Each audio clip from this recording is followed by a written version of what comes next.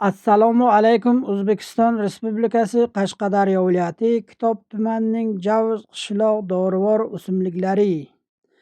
Ismi gul sabsar, mahalliy ismi shudgorgul, rus tilida iris deyiladi. Gul sabsar qir va adirlarda joylashgan bo'lib, balandligi 30-40 sm. May oyida gullaydi.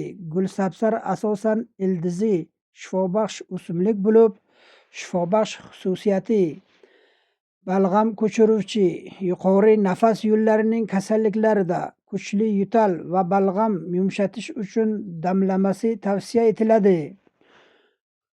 Og'riq qoldiruvchi va tinchlantiruvchi, tish og'rig'ida, ayniqsa yosh bolalar tishi chiqish jarayonida ildizidan tayyorlangan qaynatma bilan og'iz chayaladi.